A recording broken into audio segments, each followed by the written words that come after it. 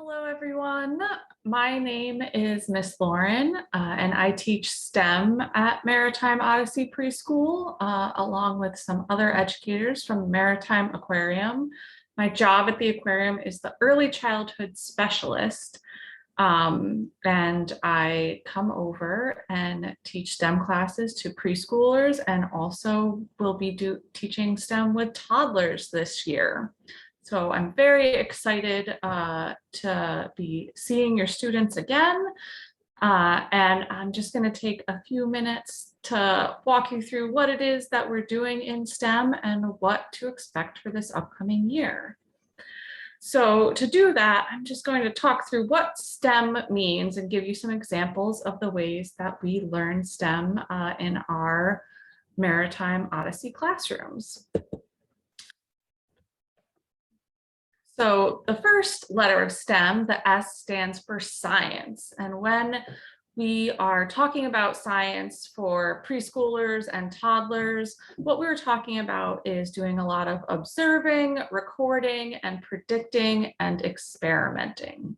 So you'll see here some pictures of students' work where they've recorded their thoughts and ideas, like this student who was writing and drawing what science meant to them and some things they could remember that we did in science. It also means doing some experiments with plants and animals where we'll be observing how they grow and change and the structures and body parts they have that help them to live. We also do a lot of mixing things together, making predictions about what we think will happen when we do that, then experimenting and seeing if our predictions were correct.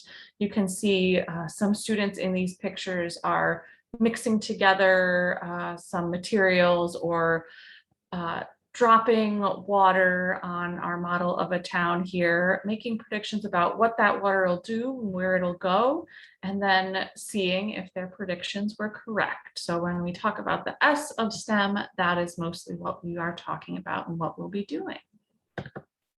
The T in STEM represents technology, which includes things that we think of when we think of technology, things like the tablets your students are using in their classrooms and other technology that is helping them be prepared to be citizens of this digital world, but also things that we don't always think of. So when we talk about technology for our preschool and toddler students, a lot of times we are talking about using tools.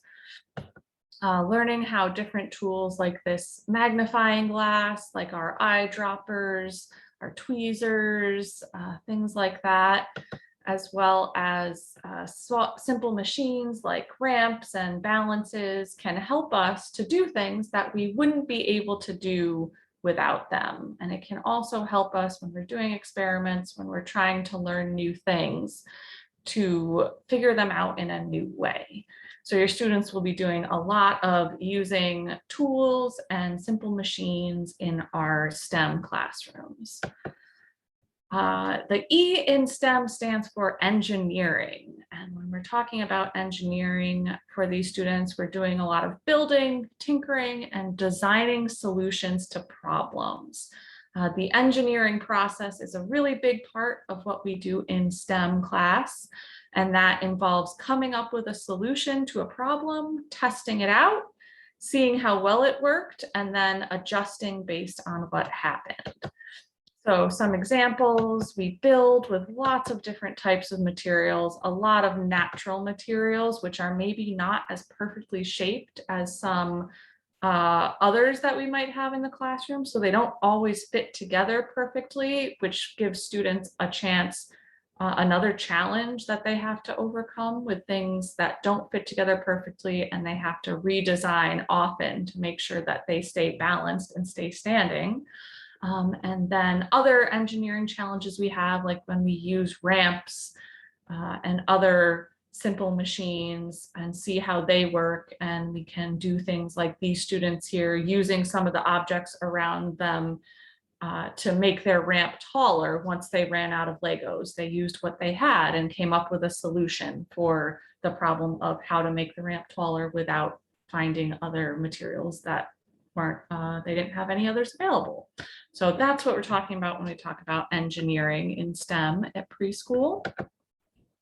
And then the M in STEM stands for math, which your students are doing a lot of math in their own classrooms and also in the STEM lab. So when we talk about math for preschool and toddler students, we're talking about measuring, counting, and sorting. So you can see here those ramps that I had a picture of before. We used them to roll some cars down this long measuring tape and mark how far our cars went so we could come up with an idea about how changing our ramp might change how far our car goes. So we were engineering and measuring, doing a lot of math at the same time.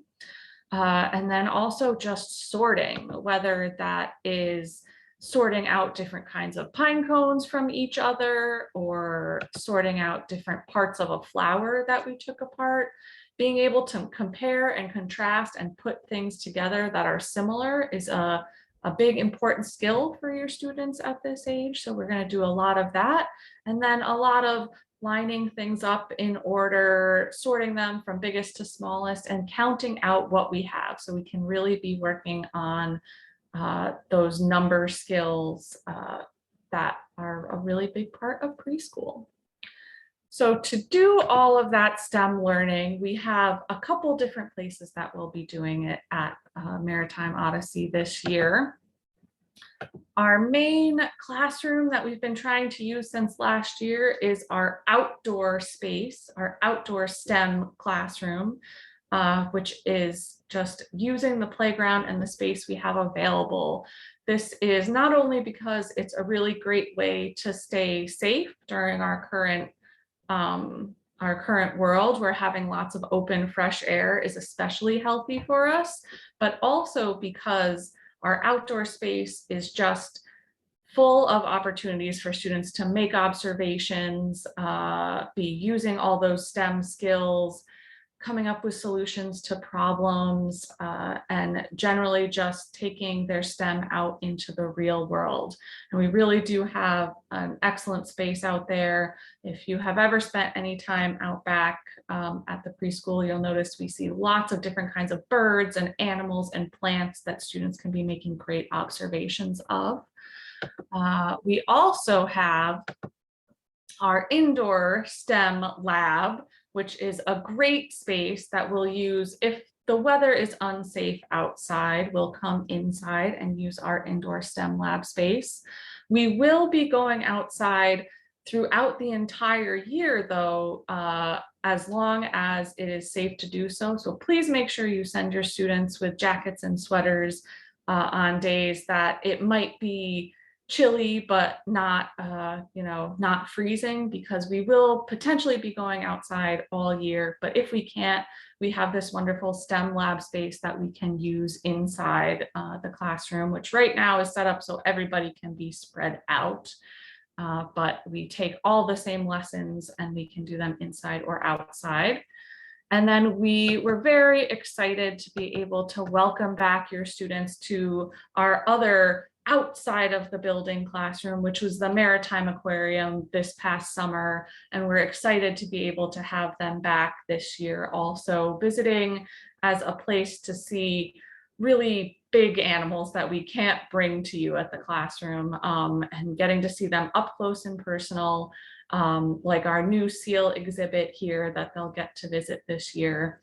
So we really have lots of wonderful spaces that your students will be getting to take part and participate in STEM and creating their own experiences and STEM learning this year.